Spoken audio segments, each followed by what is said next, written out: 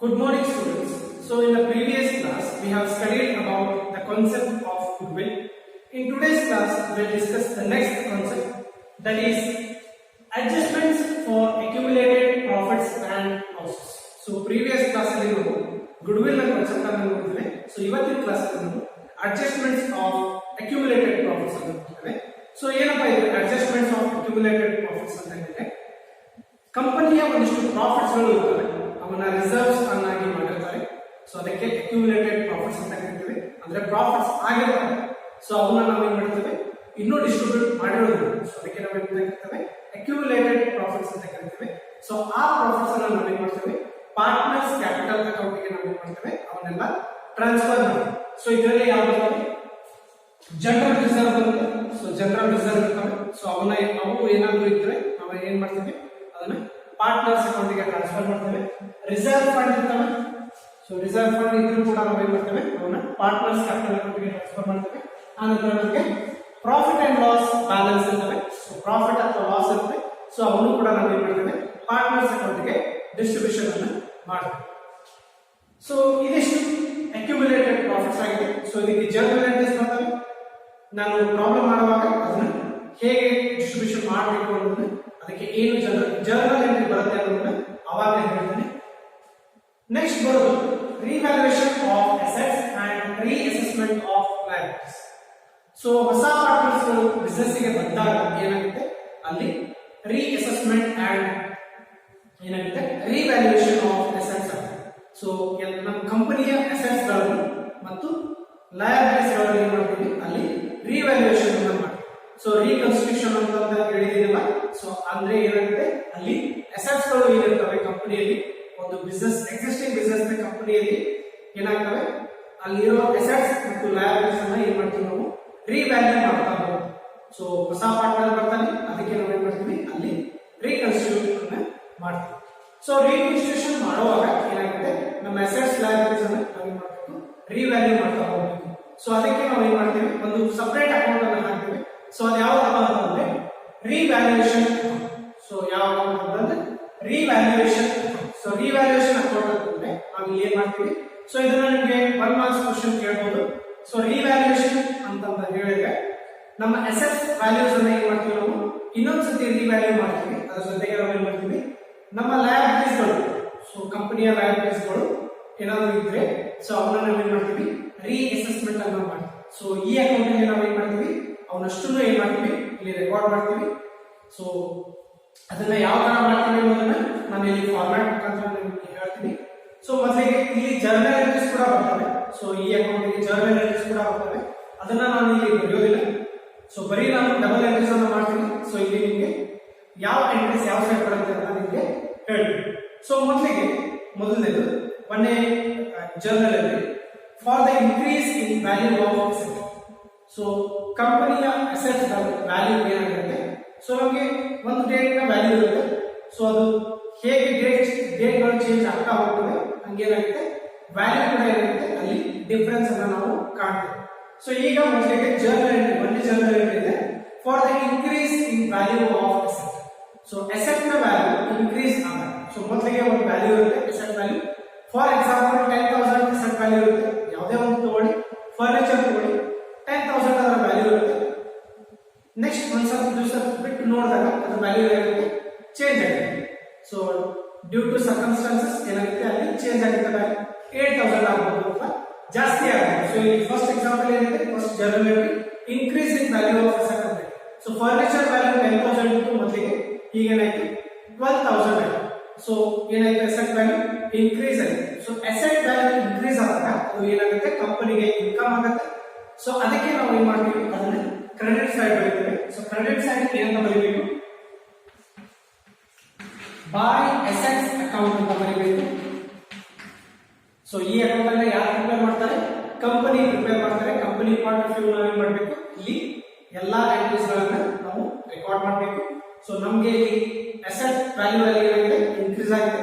So asset 10,000 ಆಯ್ತು, 12,000 ಆಯ್ತು, increase ಆಗಿದೆ. ಸೊ ಹಾಗಾಗಿ ಯಾರಿಗೆ ಬೆನಿಫಿಟ್ ಆಗುತ್ತೆ, ಕಂಪನಿಗೆ ಬೆನಿಫಿಟ್ ಆಗುತ್ತೆ. ಸೊ ಅದಕ್ಕೆ ನಾವು ಏನಂತ ಬರ್ತಿದೀವಿ, ಅದು ಯಾವ ಅಸೆಟ್ ಇರುತ್ತೆ, ಸೊ ಯಾವ ಪರ್ಟಿಕ್ಯುಲರ್ ಅಸೆಟ್ ಇರುತ್ತೋ ಆ ಹೆಸರನ್ನ ಬರೀಬೇಕು. ಸೊ ಇಲ್ಲಿ ನಾನು ಯಾವುದೋ ಒಂದು ಪರ್ಟಿಕ್ಯುಲರ್ ಅಸೆಟ್ ಅನ್ನ ಬರ್ದಿಲ್ಲ. ಸೊ ಅದಕ್ಕೆ ನಾನು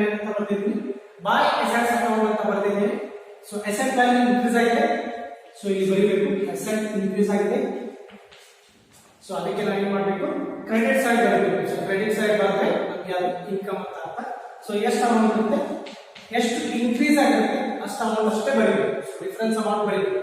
10,000 ಇಂದ 12,000 ಆಗಿದೆ ಅಂತ ಹೇಳಿದ್ರೆ 2,000 ಏನು ಡಿಫರೆನ್ಸ್ ಇರುತ್ತೆ ಆ ಅಮೌಂಟ್ ಏನು ಮಾಡಬೇಕು ನಾವಿಲ್ಲಿ ಬರೀತಾ ಹೋಗ್ಬೇಕು. Second entry, second journal entry for reduction in the value of asset. So ಇದೇ ರೀತಿ ಅಪೋಸಿಟ್ ಬರುತ್ತೆ. ಸೊ ಅಸೆಟ್ ವ್ಯಾಲ್ಯೂ ಯಾವುದೋ ಒಂದು ಅಸೆಟ್ ತಗೊಳ್ಳಿ, ಮೊದಲಿಗೆ 10,000 ಇತ್ತು. ಸೊ ಈಗ ಏನಾಗ್ತಾ ಇದೆ 8,000 ಆಗ್ತದೆ. ಅಸೆಟ್ ವ್ಯಾಲ್ಯೂ ಮೊದಲಿಗೆ ಎಷ್ಟಿತ್ತು 10,000 ಇತ್ತು, ಈಗ ಎಷ್ಟಾಯ್ತು 8,000 ಆಗ್ತದೆ. ಸೊ ಇದು ಏನಾಗ್ತದೆ, ಅಸೆಟ್ ವ್ಯಾಲ್ಯೂ ಏನಾಗ್ತಾ ಇದೆ ಡಿಕ್ರೀಸ್ ಆಗ್ತದೆ. ಅಸೆಟ್ ವ್ಯಾಲ್ಯೂ ಏನಾಗ್ತದೆ ಕಡಿಮೆ ಆಗ್ತದೆ. ಎಷ್ಟು ಕಡಿಮೆ ಆಗ್ತದೆ 2,000 ಕಡಿಮೆ ಆಗ್ತದೆ. ಅಸೆಟ್ ವ್ಯಾಲ್ಯೂ 2,000 ಕಡಿಮೆ ಆಗ್ತದೆ. ಸೊ ಕಡಿಮೆ ಆದಾಗ ಅದು ಕಂಪನಿಗೆ ಏನಾಗುತ್ತೆ, ಅದು ಲಾಸ್ ಆಗುತ್ತೆ. ಕಂಪನಿಗೆ ಅದು ಲಾಸ್ ಆಗುತ್ತೆ. ಸೊ ಅದಕ್ಕೆ ನಾವೇನ್ ಮಾಡ್ತೀವಿ, ಅದನ್ನ ಈ ಸೈಡ್ ಬರ್ತೇವೆ. ಸೊ ಏನಂತ ಬರ್ತೇವೆ, ಟು ಅಸೆಟ್ಸ್ ಅಕೌಂಟ್ ಅಂತ ಬರ್ತೇವೆ.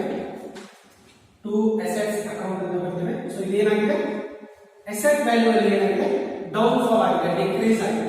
ಸೊ ಅದಕ್ಕೆ ನಾವೇನ್ ಮಾಡ್ತಿದೀವಿ, ಅದು ಡೆಬಿಟ್ ಮಾಡಬೇಕು, ಲಾಸ್ ಆಗುತ್ತೆ ಡೆಬಿಟ್ ಮಾಡಬೇಕು. ಸೊ ಅದಕ್ಕೆ ಡೆಬಿಟ್ ಸೈಡ್ ನಾವೇನೆಲ್ಲ ಬರ್ತಾ ಇದ್ವಿ, ಟು ಅಸೆಟ್ಸ್ ಅಕೌಂಟ್ ಅಂತ ಬರ್ತಾ ಇದ್ದೇವೆ. ಥರ್ಡ್ ಸಿಚುವೇಶನ್ ಬರುತ್ತೆ, for appreciation in the amount of liability. So third one ಏನಿದೆ, ಲಯಬಿಲಿಟಿ ವ್ಯಾಲ್ಯೂ ಅಲ್ಲಿ ಏನಾಗ್ತಾ ಇದೆ ಜಾಸ್ತಿ ಆಗ್ತದೆ. So for example liability, so liability ಅಂದ್ರೆ ಸಾಲ. ಸೊ ಸಾಲ ಎಷ್ಟಿದೆ ಅಂತ ಹೇಳಿದ್ರೆ ಒಂದು 50,000 ಇದೆ. ಸೊ ಮೊದಲಿಗೆ ಒಂದು 50,000 ಇತ್ತು. ಸೊ ಈಗ ಏನಾಗ್ತಾ ಇದೆ 60,000 ಆಗ್ತದೆ. ಸೊ ಅದು ಬಡ್ಡಿ ಆಗಿರ್ಬೋದು. ಸೊ ಬಡ್ಡಿ ಕೊಡೋದ್ರಿಂದ ಏನಾಗ್ಬೋದು 50,000 60,000 ಆಗ್ಬೋದು. ಸೊ ಈ ತರ ಏನಾಗ್ತಾ ಇದೆ, ಲಯಬಿಲಿಟೀಸ್ ವ್ಯಾಲ್ಯೂ ಏನಾಗ್ತದೆ ಇನ್ಕ್ರೀಸ್ ಆಗ್ತದೆ, ಜಾಸ್ತಿ ಆಗ್ತದೆ. ಸೊ ಲಯಬಿಲಿಟೀಸ್ ಅಲ್ಲಿ ಇನ್ಕ್ರೀಸ್ ಆದಾಗ ಕಂಪನಿಗೆ ಏನಾಗುತ್ತೆ, ಲಾಸ್ ಅಂತ ನಾವು ಟ್ರೀಟ್ ಮಾಡ್ತೀವಿ. ಸೊ ಅದಕ್ಕೆ ನಾವು ಏನ್ ಮಾಡ್ತೀವಿ, ಡೆಬಿಟ್ ಸೈಡ್ ಅಂತ ಬರೀತೀವಿ. ಸೊ ಏನಂತ ಬರೀಬೇಕು, ಟು ಲಯಬಿಲಿಟೀಸ್ ಅಕೌಂಟ್ ಅಂತ ಬರೀಬೇಕು. ಸೊ ಇಲ್ಲಿ ನಮಗೆ ಯಾವುದೇ ಪರ್ಟಿಕ್ಯುಲರ್ ಲಯಬಿಲಿಟಿ ಇಲ್ಲ. ಸೊ ಲಯಬಿಲಿಟೀಸ್ ಕೊಟ್ಟಾಗ ನಾವು ಏನ್ ಮಾಡಬೇಕು, ಅದರ ಹೆಸರನ್ನು ಪರ್ಟಿಕ್ಯುಲರ್ ಹೆಸರನ್ನು ನಾವಿಲ್ಲಿ ಬರೀಬೇಕು. ಸೊ ಇದೇನಾಯ್ತು, increase in liability. So liability ಜಾಸ್ತಿ ಆದಾಗ ನಮಗೆ ಅದು ಲಾಸ್ ಆಗುತ್ತೆ, ಕಂಪನಿಗೆ ಲಾಸ್ ಆಗುತ್ತೆ. ಸೊ ಅದಕ್ಕೆ ನಾವೇನ್ ಮಾಡಬೇಕು, ಈ ಸೈಡ್ ಬರೀಬೇಕು. ಯಾಕಂದ್ರೆ ನಾವು ಅದನ್ನ ಪೇಮೆಂಟ್ ಮಾಡ್ತೀವಿ. ಸೊ 50,000 ತುಂಬುವಲ್ಲಿ ನಾವೇನ್ ಮಾಡ್ತೀವಿ 60,000 ತುಂಬುತ್ತೀವಿ. ಸೊ ಅದೇನಾಗುತ್ತೆ, ಲಯಬಿಲಿಟೀಸ್ ಅಲ್ಲಿ ವ್ಯಾಲ್ಯೂ ಜಾಸ್ತಿ ಆಗುತ್ತೆ. Fourth one, for reduction in the amount of liability.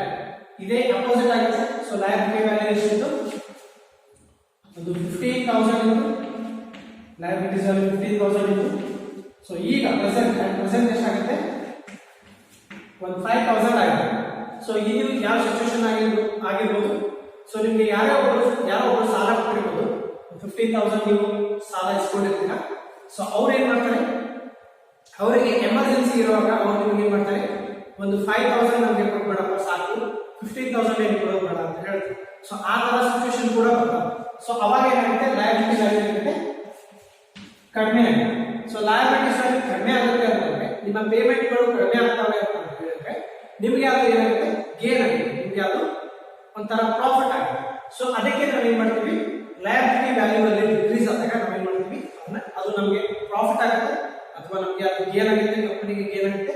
ಅದಕ್ಕೆ ನಾವು ಅದನ್ನ ಕ್ರೆಡಿಟ್ ಸೈಡ್ ಬರೀತೀವಿ. ಸೊ ಏನಂತ ಬರೀಬೇಕು, ಬೈ ಲಯಬಿಲಿಟೀಸ್ ಅಕೌಂಟ್ ಅಂತ ಬರೀಬೇಕು. ಸೊ ಬ್ರಾಕೆಟ್ ಅಲ್ಲಿ ನಾವು ನಾನು ಇದನ್ನ ತೋರಿಸ್ತಾ ಇದ್ದೀನಿ. ಸೊ ನೀವು ಇದನ್ನು ಬರಿಬೇಕಾದ್ರೆ ನೀವು ಅದಕ್ಕೆ ನರೇಶನ್ ಬರಬೇಕು ಬ್ರಾಕೆಟ್ ಅಲ್ಲಿ. ಸೊ ಯಾಕೆ ನಾವು ಲಯಬಿಲಿಟೀಸ್ ಅನ್ನ ಈ ಸೈಡ್ ಬರ್ತಿದೀವಿ ಅಂತ ಬರಬೇಕು. ಸೊ ಏನಂತ ಬರಬೇಕು ಬ್ರಾಕೆಟ್ ಅಲ್ಲಿ, decrease in the value of liability ಅಂತ ಬರಬೇಕು ಅಥವಾ reduce in the value of liability ಅಂತ ಕೂಡ ಇಲ್ಲಿ ಬರೀಬೇಕು. Next one, fifth one, for unrecorded asset. ಐದನೇದು unrecorded asset. So unrecorded asset ಅಂತ ಹೇಳಿದ್ರೆ, ಸೊ ಯಾವುದೇ ಒಂದು ಅಸೆಟ್ ಇರುತ್ತೆ ಅದು ನಿಮಗೆ ನೀವು ಅಕೌಂಟ್ಸ್ ಅಲ್ಲಿ ಅದನ್ನು ತಗೊಂಡಿರೋದಿಲ್ಲ. ಸೊ ಅಸೆಟ್ ಅಂದ್ರೆ ನಿಮಗೆ ಅದು ಇನ್ಕಮ್ ಆಗುತ್ತೆ. ಸೊ ನಿಮ್ಮ ಪ್ರಾಫಿಟ್, ನಿಮಗೆ ಪ್ರಾಫಿಟ್ ಆಗುತ್ತೆ. ಅಸೆಟ್ ಅಂದ್ರೆ ನಿಮಗೆ ಅದು ಪ್ರಾಫಿಟ್ ಆಗುತ್ತೆ. ಸೊ ಇಲ್ಲಿ ಏನು ಹೇಳ್ತಾ ಇದ್ದಾರೆ, ಅನ್ರೆಕಾರ್ಡೆಡ್ ಅಸೆಟ್ ಅಂತ ಹೇಳ್ತಾರೆ. ಸೊ ಅಸೆಟ್ ಇದೆ ಬಟ್ ನಿಮಗೆ ಏನಾಗಿಲ್ಲ, ಅಕೌಂಟ್ಸ್ ಅಲ್ಲಿ ರೆಕಾರ್ಡ್ ಆಗಿಲ್ಲ. ಸೊ ಅದು ನಿಮಗೆ ಇನ್ಕಮ್ ಆಗುತ್ತೆ. ಅನ್ರೆಕಾರ್ಡೆಡ್ ಅಸೆಟ್ ನಿಮಗೆ ಇನ್ಕಮ್ ಆಗುತ್ತೆ. ಸೊ ಅದನ್ನ ನಾವು ಏನ್ ಮಾಡ್ತೀವಿ, ಕ್ರೆಡಿಟ್ ಸೈಡ್ ಬರೀಬೇಕು. ಸೊ ಅದಕ್ಕೆ ನಾವು ಕ್ರೆಡಿಟ್ ಸೈಡ್ ಏನ್ ಬರ್ತೀವಿ, ಬೈ ಅನ್ರೆಕಾರ್ಡೆಡ್ ಅಸೆಟ್ ಅಂತ ಬರೀತೇನೆ. ಅನ್ರೆಕಾರ್ಡೆಡ್ ಅಸೆಟ್ ಯೂಶುವಲಿ ಗುಡ್ವಿಲ್ ಆಗಿರುತ್ತೆ ಅಥವಾ ಇಂಟ್ಯಾಂಜಿಬಲ್ ಅಸೆಟ್ಸ್ ಯಾವ್ದಾದ್ರು ಆಗಿರುತ್ತೆ.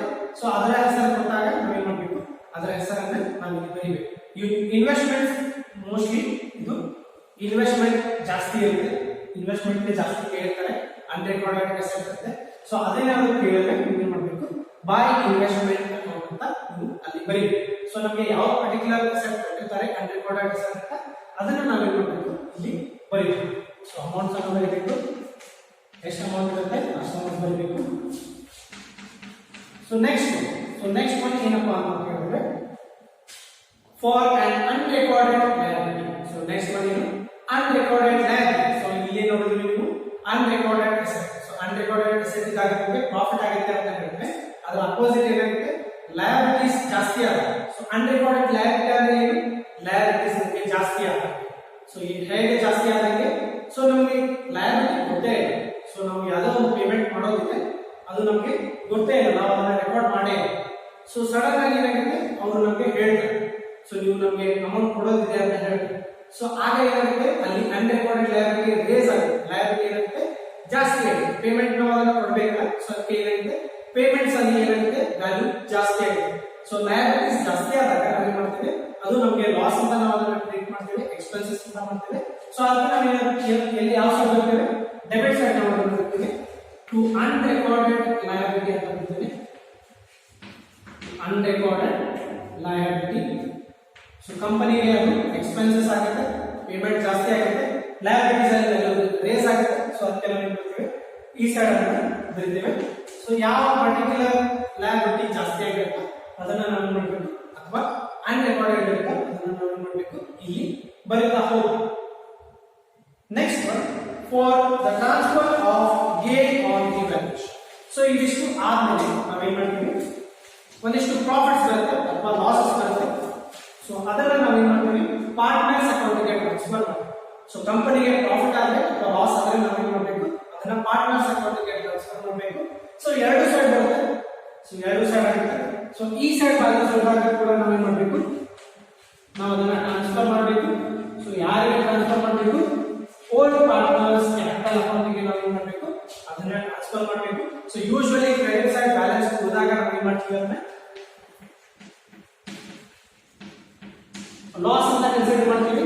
ಸೊ ಕ್ರೆಡಿಟ್ ಸೈಡ್ ಬ್ಯಾಲೆನ್ಸ್ ಹೋದಾಗ ನಾವು ಅದನ್ನ ಲಾಸ್ ಅಂತ ಕನ್ಸಿಡರ್ ಮಾಡ್ತೀವಿ. ಸೊ ಇದನ್ನ ಏನ್ ಮಾಡಬೇಕು, ನಾವು ಯಾರಿಗೆ ಹಂಚಬೇಕು, ಯಾರಿಗೆ ಡಿಸ್ಟ್ರಿಬ್ಯೂಷನ್ ಮಾಡಬೇಕು, ಓಲ್ಡ್ ಪಾರ್ಟ್ನರ್ಸ್ ಕ್ಯಾಪಿಟಲ್ ಅಕೌಂಟ್ಗೆ ಮಾಡಬೇಕು. ಸೊ ಹೊಸ ಪಾರ್ಟ್ನರ್ ಬಂದಾಗ ನಾವೇನ್ ಮಾಡಬೇಕು, ಅದನ್ನ ನಾವಿಲ್ಲಿ ಅವನ್ನ ಏನ್ ಮಾಡೋದಿಲ್ಲ, ನಾವಿಲ್ಲಿ ಕನ್ಸಿಡರ್ ಮಾಡೋದಿಲ್ಲ.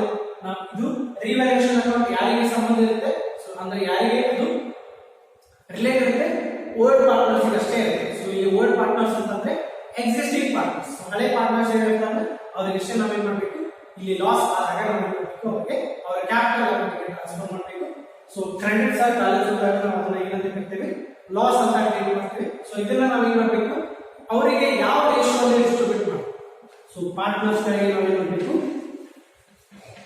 ಅವರ ಓಲ್ಡ್ ರೇಷಿಯೋ ಏನಿರುತ್ತೆ, ಸೊ ಹಳೆ ಪಾರ್ಟ್ನರ್ಸ್ ಗಳ ಓಲ್ಡ್ ರೇಷಿಯೋ ಏನಿರುತ್ತೆ ಆ ರೇಷಿಯೋದಲ್ಲಿ ನಾವು ಏನ್ ಮಾಡಬೇಕು, ಅವರಿಗೆ ಡಿಸ್ಟ್ರಿಬ್ಯೂಷನ್ ಅನ್ನ ಮಾಡಬೇಕು. ಸೊ ಇಬ್ಬರು ಜನ ಇದ್ರೆ ಇಬ್ಬರು ಜನಕ್ಕೆ ಮಾಡಬೇಕು. ಸೊ 3 ಜನ ಪಾರ್ಟ್ನರ್ಸ್ ಇದ್ರೆ 3 ಜನಕ್ಕೆ ನಾವು ಡಿಸ್ಟ್ರಿಬ್ಯೂಟ್ ಮಾಡಬೇಕು. ಸೊ ನಾವಿಲ್ಲಿ ಯಾವುದೇ ಕಾರಣಕ್ಕೂ ನಾವು ಹೊಸ ಪಾರ್ಟ್ನರ್ ನ ಇಲ್ಲಿ ಇನ್ಕ್ಲೂಡ್ ಮಾಡೋದು. ರಿವ್ಯಾಲ್ಯೂಯೇಷನ್ ಅಕೌಂಟ್ ಅಲ್ಲಿ ನಾವು admission of partner, revaluation of admission of partner ಅಲ್ಲಿ ನಾವು ಯಾವುದೇ ಕಾರಣಕ್ಕೆ ಹೊಸ ಪಾರ್ಟ್ನರ್ ಅನ್ನ ನಾವಿಲ್ಲಿ ಇನ್ಕ್ಲೂಡ್ ಮಾಡೋದು. ಸೊ ಇದೇ ರೀತಿ ನಮಗೆ ಲಾಸ್ ಆದಾಗ ನಾವು ಏನ್ ಮಾಡಿದ್ವಿ, ಪಾರ್ಟ್ನರ್ಸ್ ಅಕೌಂಟ್ಗೆ ಅದನ್ನ ಟ್ರಾನ್ಸ್ಫರ್ ಮಾಡಿದ್ವಿ.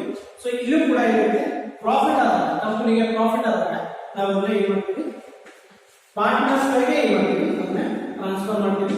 ಸೊ ಇಲ್ಲೂ ಕೂಡ ಏನ್ ಬರ್ತಿದ್ದೀನಿ, ಓಲ್ಡ್ ಪಾರ್ಟ್ನರ್ಸ್ ಕ್ಯಾಪಿಟಲ್ ಅಕೌಂಟ್ ಅಂತ ಬರ್ತಿದ್ದೀನಿ.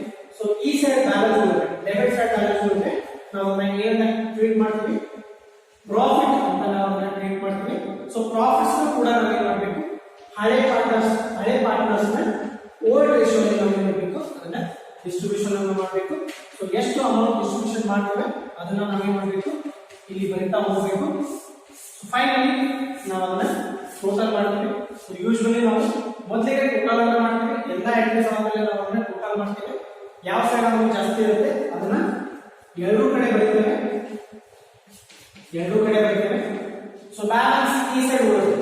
ಅಸೆಟ್ ಕಡಿಮೆ ಬಂದಾಗ ಬ್ಯಾಲೆನ್ಸ್ ನಾವೇನಂತ ಟ್ರೀಟ್ ಮಾಡ್ತೇವೆ, ಅದನ್ನ ಪ್ರಾಫಿಟ್ ಅಂತ ಟ್ರೀಟ್ ಮಾಡ್ತೇವೆ. ಅದನ್ನ ನಾವೇನ್ ಮಾಡ್ತೇವೆ, ಓಲ್ಡ್ ಪಾರ್ಟ್ನರ್ಸ್ ಕ್ಯಾಪಿಟಲ್ ಗೆ ಟ್ರಾನ್ಸ್ಫರ್ ಮಾಡ್ತೇವೆ. ಸೊ ಈ ಸೈಡ್ ಬ್ಯಾಲೆನ್ಸ್ ಹೋದಾಗ ಅಂದ್ರೆ ಈ ಸೈಡ್ ಜಾಸ್ತಿ ಇದ್ದಾಗ ಈ ಸೈಡ್ ಕಡಿಮೆ ಇದೆ. ಸೊ ನಾವು ಅದನ್ನ ಏನ್ ಮಾಡ್ತೇವೆ, ಪಾರ್ಟ್ನರ್ಸ್ ಅಕೌಂಟ್ ಗೆ ಟ್ರಾನ್ಸ್ಫರ್ ಮಾಡ್ತೇವೆ.